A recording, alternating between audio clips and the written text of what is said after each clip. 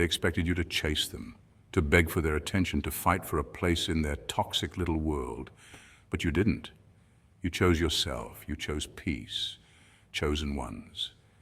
Have you ever walked away from a situation, a person, or a dynamic that was just draining you, like spiritually and emotionally sucking the life right out of you? And as you walked away, you could almost hear their surprised whispers. They're not even fighting for me. Don't they know what they're losing? Imagine a beautiful ancient garden. For years, one specific patch of this garden was overgrown with thorny, invasive weeds. They looked pretty from a distance, with their vibrant colors and intricate patterns. But they were strangling the actual flowers, the ones meant to be there. The gardener, for the longest time, tried to tend to them. He watered them, pruned them, and even tried to give them a special fertilizer. He thought they needed his constant attention and care. He was exhausted, his hands were scarred, and the beautiful flowers were starting to wilt. Then one day he just stopped. He looked at the wilting flowers, the tired ground, and his own bruised hands, and he made a decision. He turned his back on the thorny weeds and started tending to a different part of the garden, a part that was meant to flourish. He knew that the weeds would expect him to keep coming back, to keep trying to tame them. They'd probably even try to spread their thorns to get his attention. But he didn't. He walked away and started pouring his energy into what was good, what was right, and what was truly beautiful. The moment he did, the wilting flowers began to stand tall again. Chosen ones, you are that gardener. And the people or situations you've walked away from, they are those thorny weeds. They thought you'd chase them, but you're choosing to cultivate your own peace, your own spiritual garden, instead of getting tangled in their drama. This is a powerful, godly act of self-love and discernment. This isn't about being petty or seeking revenge. This is about spiritual maturity. It's about knowing your worth is not something to be debated or fought for. It's an internal knowing, a sacred truth that no one can take away from you. And today we're going to dive into the 7 profound reasons why walking away from toxicity is not only your right, but also a vital part of your spiritual awakening. So grab your spiritual compass, get comfortable, and let's get into it.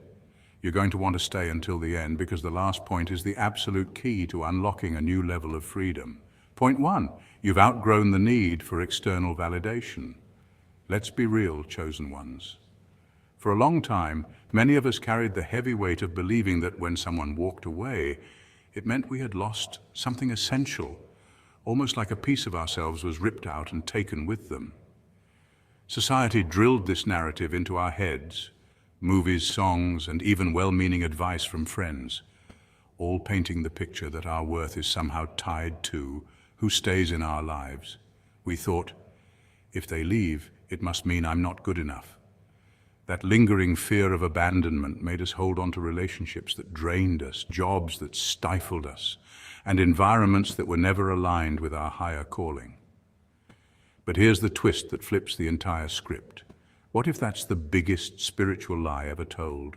When you step into your identity as a chosen one, you begin to see that rejection is not always a curse. It's often a form of divine protection. The people who walk away from you are not subtracting from your value. They are simply removing themselves from a place they were never designed to occupy. Think about it like this. If you're in an orchestra, not everyone is meant to play the same instrument, and not everyone is meant to stay for the entire symphony. Some are just passing notes while you are the masterpiece. That realization flips the pain of loss into the beauty of freedom.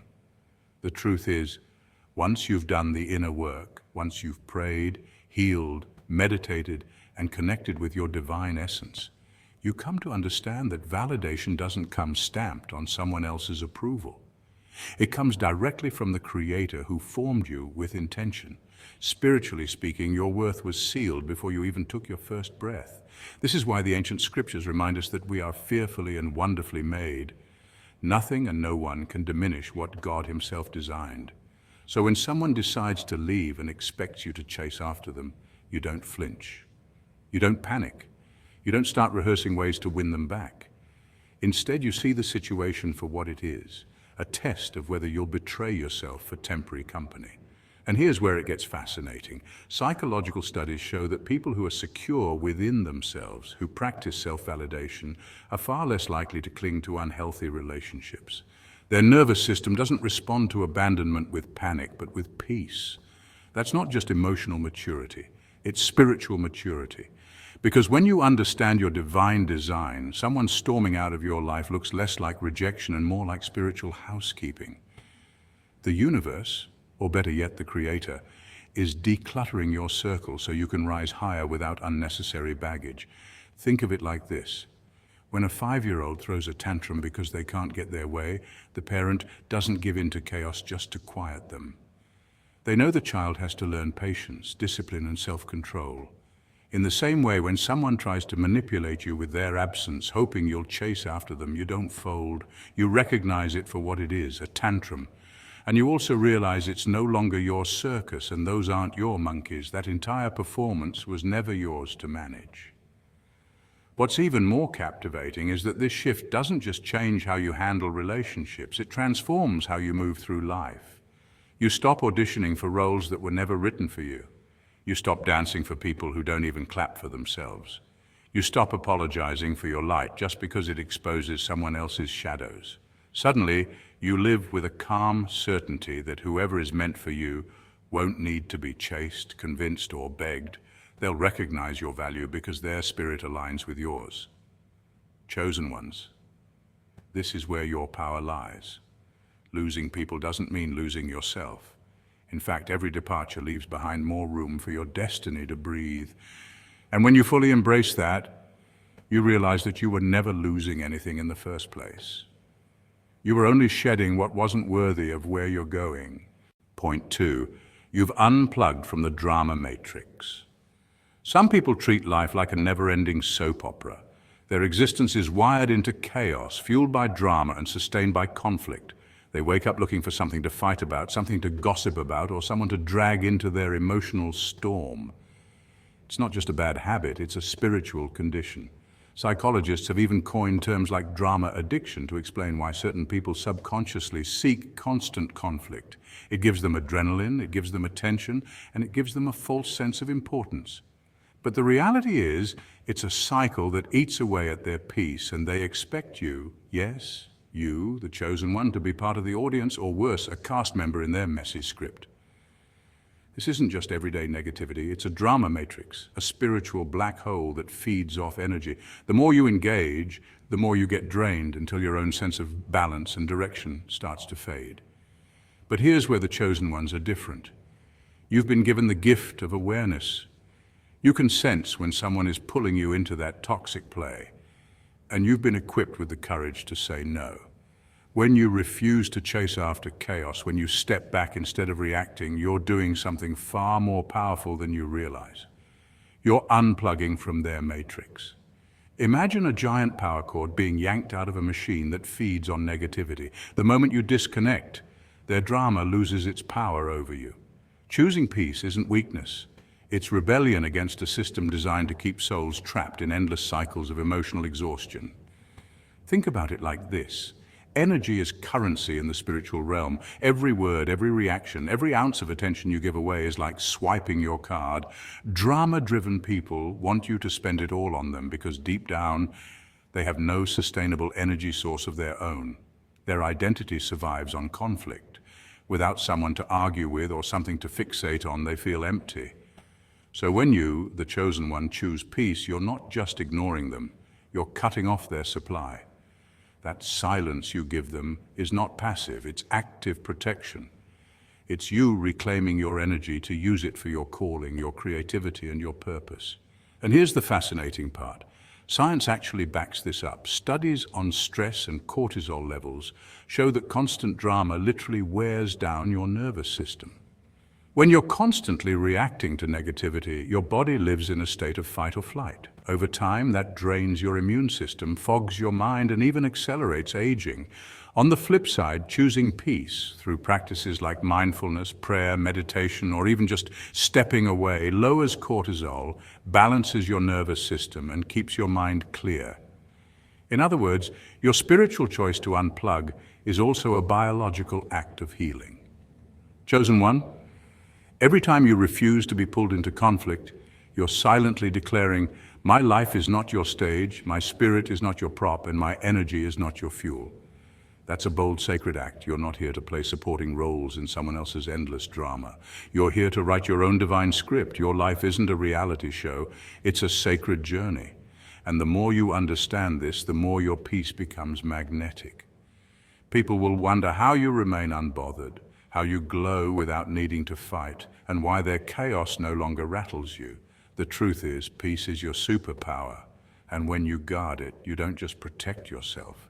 You raise the vibration of everyone around you. Others may still be addicted to their drama, but you're showing a different way of living, a life where creation is more powerful than reaction and purpose is stronger than chaos. So keep unplugging, keep choosing peace, and keep walking your sacred path, because every time you do, you remind the world that light will always outshine the noise. Point 3, your peace is non-negotiable. Remember that moment when you realized that your inner peace is not a luxury, but an absolute necessity for your well-being.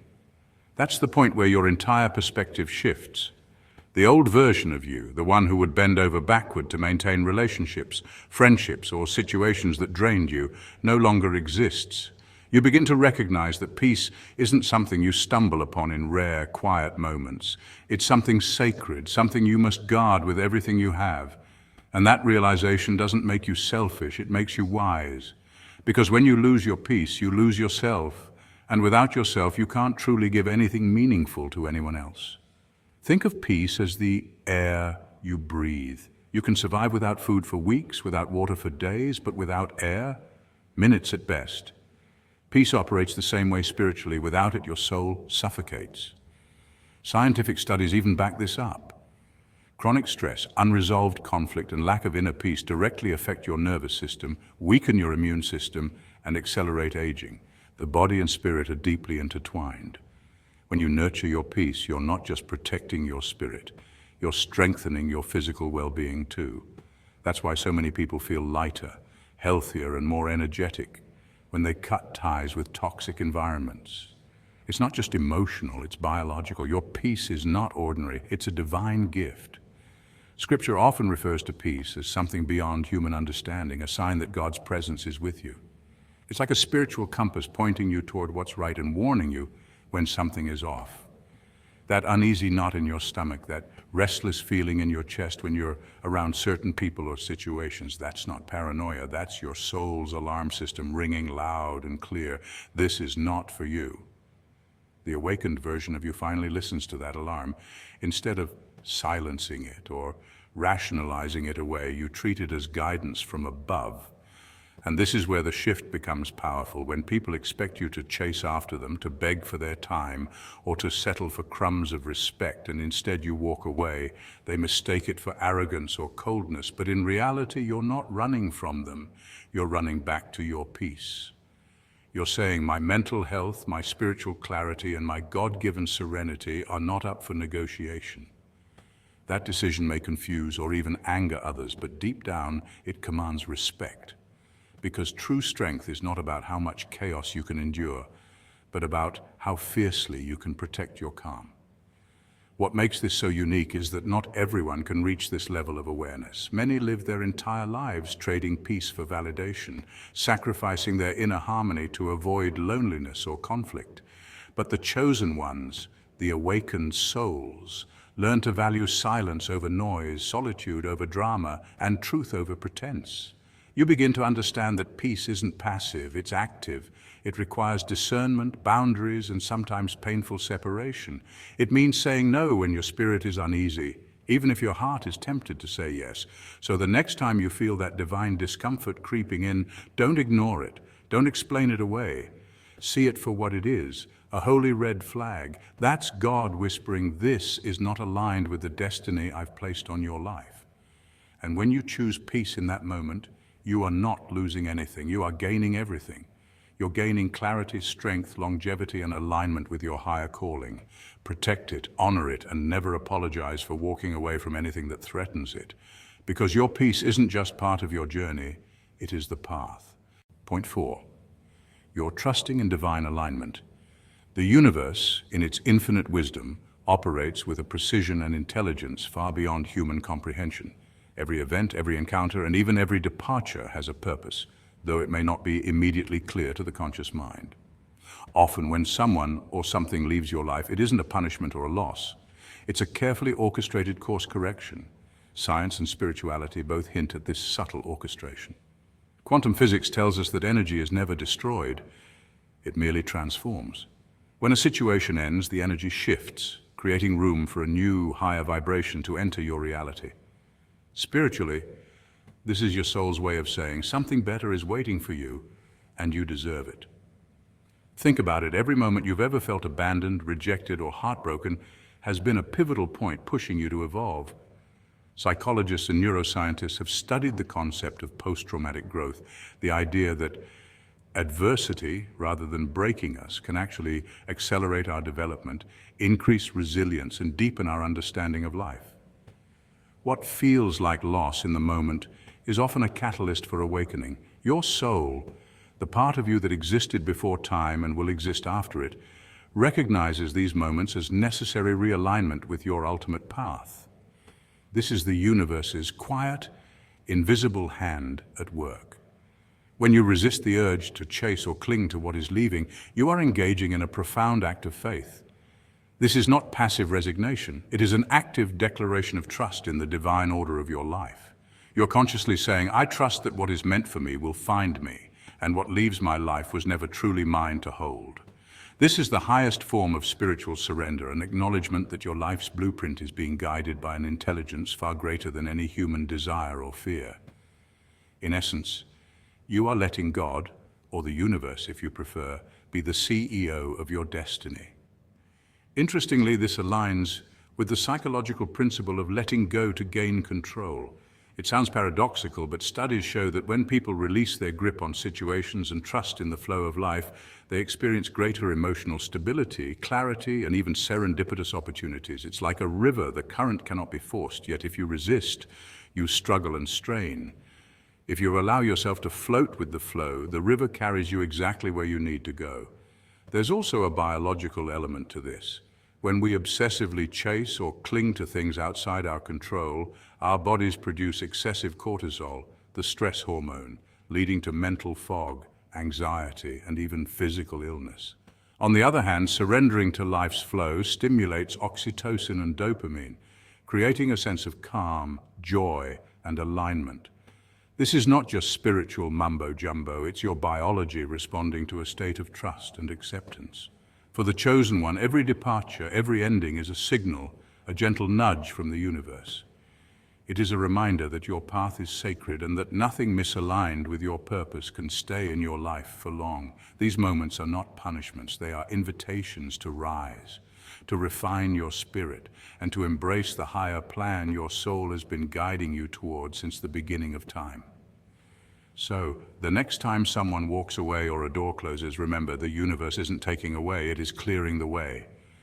And when you choose to trust, to surrender, and to stop chasing, you are aligning with the divine rhythm of life itself. You are declaring, in essence, that you are ready to receive what is truly meant for you, and nothing less. Point 5, your silence is your loudest message. They expected a storm, they expected drama, they expected you to launch into an emotional tirade, to prove yourself, to justify your worth with every syllable. But instead they were met with something far more formidable, silence. A silence so profound it almost seemed to vibrate with energy, a silence that carried the weight of your inner strength. For most, silence feels empty, awkward, or even uncomfortable. But for the spiritually awakened, the chosen ones, silence is a language in itself, a language that transcends words, judgments, and petty misunderstandings. In ancient philosophies and spiritual traditions, silence has always been revered as a conduit of power. In Buddhism, for instance, the practice of mauna, total silence, is seen as a tool for cultivating clarity, wisdom, and self-discipline. The sages knew that words can often dilute truth or empower ego, whereas silence allows the soul to speak in ways words never can. Similarly, in Stoicism, silence is a deliberate act of mastery over one's emotions, a refusal to be controlled by external opinions or circumstances. When you remain silent in the face of confrontation or misunderstanding, you are practicing the same timeless principle, mastery over the self. Your silence, chosen one, is far from passive. It is a declaration, an unspoken manifesto that says, I recognize my value and I will not waste my energy proving it to those who cannot see it. It is a strategic withdrawal, a spiritual mic drop that communicates far more than any argument could. People often underestimate the force of quiet confidence. The brain craves dialogue, reaction, and validation. And when it is denied these, it becomes unsettled. That unsettled energy shifts the balance of power. Suddenly, the person who expected to dominate the narrative feels unmoored because your strength is not external, it is internal, untouchable, and untamed. Psychologists have studied the impact of silence in interpersonal dynamics, and it turns out it is remarkably effective. Silence can create a phenomenon called cognitive dissonance, where the other party struggles to reconcile their expectations with the reality of your unshakable calm. Without the fuel of your reaction, their attempts at manipulation, persuasion, or criticism lose momentum. They find themselves projecting, over-analyzing, or even doubting their own judgment. In this sense, your quiet presence becomes a mirror reflecting their insecurities back at them, without you having to utter a single word. But silence is not only a tool for confronting others, it is a declaration to yourself. It affirms self-respect, emotional sovereignty, and spiritual maturity. In the modern world, where noise, opinions, and constant input bombard us at every turn, choosing silence is revolutionary. It is a reclaiming of your own energy and a refusal to let anyone else dictate your state of mind. It is an acknowledgement that your peace, your worth, and your trajectory are sacred, and no one else's judgment can touch them unless you permit it. So, chosen ones, remember, the next time someone tries to provoke you, manipulate you, or diminish your light, consider the power of silence. It is not weakness. It is not indifference. It is a master-level spiritual move, a declaration of sovereignty, and an unshakable affirmation of your value. In that quiet, you are speaking volumes, echoing wisdom that transcends words and teaching a lesson only the spiritually awake can understand. Sometimes the loudest statement you can make is made not with sound, but with stillness. Point 6. You're embracing a new chapter. Every ending is not just a conclusion, it's the seed of a new beginning, a portal to the life you were always meant to step into. Yet, the human heart often struggles with this truth because endings feel like loss, and loss awakens fear. We cling to what we know, memories that once brought comfort, regrets we wish we could undo, or people whose presence shaped us, even if they no longer belong in our future. Psychologists describe this tendency through the recency effect, the phenomenon where our minds give extra weight to the most recent experiences, whether good or painful. This is why breakups, betrayals, or failures feel so consuming. They live loudly in the present, even if they do not define the entirety of our lives. In response, many people attempt to rewrite their past, replaying conversations in their heads or imagining different outcomes, hoping that dwelling on what has already happened might change its impact. But no amount of mental editing can alter reality. It only roots us in stagnation, freezing us in a scene that has already closed its curtains. Interestingly, the people who expect you to chase after them are often playing into this psychological vulnerability. They may not consciously plot to entrap you, but on a subconscious level, they tether you to their narrative by making you believe you cannot move forward without them. This is not always out of malice. More often it is a reflection of their own insecurities or their fear of abandonment. They find comfort in keeping you in their orbit, whether through guilt, manipulation, or subtle emotional cues. Spiritual teachers refer to this as energetic captivity, a state in which your mental, emotional, and even spiritual energy is drained because it is invested in maintaining a connection that no longer serves your journey. When you're caught in such cycles, you are not living your own story, you are merely sustaining someone else's. Walking away, therefore, becomes more than a physical action. It is a declaration of sovereignty. It is the moment you affirm that your life is yours to write, not a supporting role in another person's script. This act of turning the page is a symbolic and psychological release. You're choosing to let go of old wounds, outdated beliefs, and the weight of expectations that never aligned with your higher calling. Neuroscience provides a fascinating lens here. The brain is remarkably adaptable, capable of creating new neural pathways every time we shift our mindset or environment. This process, known as neuroplasticity, proves that our thoughts and actions literally reshape our brains. By choosing growth, peace, and joy, you rewire yourself toward freedom and resilience. It's not just a poetic idea, it's a measurable biological transformation. From a spiritual perspective, this choice represents liberation at its deepest level. In various traditions, whether Christianity, Buddhism, or modern mindfulness teachings, detachment from what no longer serves you is seen as essential for awakening. To cling is to suffer. To release is to transcend. The moment you walk away from a chapter that has finished, you are stepping into the role of the author of your own epic. You no longer live passively within someone else's framework. You craft your own. Think of history's great visionaries, leaders, and reformers.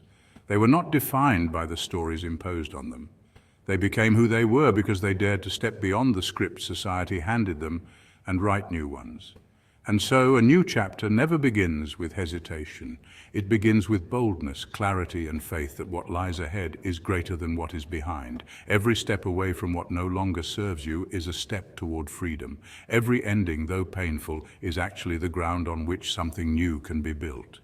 Life is not about clinging to closed doors, but about walking through the ones that are waiting, wide open, to welcome you into your true story. When you embrace this, you stop fearing endings and start recognizing them for what they really are, beginnings in disguise. Point 7. You're reclaiming your power. Here it is, the grand finale, the most important point of all. When you choose not to chase, you are reclaiming your power. Many fail to see this, but it is in the act of restraint that your true strength shines. Society often conditions us to believe that pursuit is the only way to prove worth, whether in relationships, careers, or status. Yet the paradox is this: the more you chase, the more you signal lack. To chase is to confess that what you desire is outside of you, elusive, perhaps even unattainable. But when you stand still, rooted in your own value, the world begins to move toward you. Psychologists have long studied this dynamic through the lens of attachment theory and self-determination. People who derive their sense of worth from within rather than from external approval are less anxious, less dependent, and far more magnetic. What appears as doing nothing is in fact a radical shift of energy. It is the refusal to abandon yourself for the sake of temporary validation. They assumed you would crumble, that heartbreak would render you weak, and that desperation would tether you to what was never meant to be yours. Yet they don't understand that your power was never theirs to take. It has always resided within you. It is embedded in the quiet courage of walking away from what diminishes you, in the fierce self-respect that refuses to settle for crumbs when a banquet of life awaits. It is in deep alignment with a divine current, an unseen force that whispers, "Your story is far from over. The best is yet to come." Even science supports this truth. Research on emotional resilience consistently shows that individuals who cultivate self-worth and internal validation enjoy stronger mental health, greater life satisfaction, and even measurable improvements in physical well-being.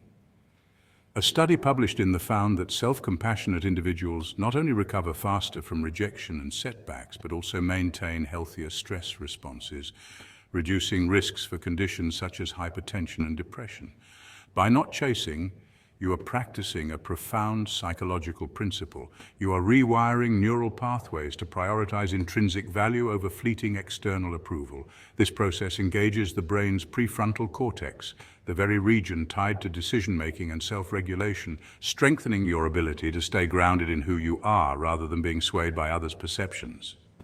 In essence, you are training your mind to recognize that worth is not earned through pursuit. It is acknowledged through presence. The wisdom of the ages echoes this. C.S. Lewis, whose words continue to inspire seekers of self-mastery, once wrote, "You can't go back and change the beginning, but you can start where you are and change the ending." Choosing not to chase is precisely that. The conscious act of rewriting your ending, reclaiming narrative control from circumstances or individuals who underestimated you. Think of Odysseus in Homer's. His triumph was never merely about reclaiming his throne. It was about the inner fortitude, patience, and endurance he cultivated along the way. Every great story carries this truth. The hero's greatest victory lies not in conquering others, but in mastering themselves. When you choose not to chase, you step into this timeless archetype. You declare that you are not a passive participant in the unfolding of your life. You are its author, its architect, its hero. In that declaration, peace becomes your crown, not something to beg for, plead for, or negotiate for, but something you embody. This peace radiates not because it is a performance, but because it is rooted in authenticity, self-respect, and unshakable inner knowing. The refusal to chase is not apathy, it is mastery.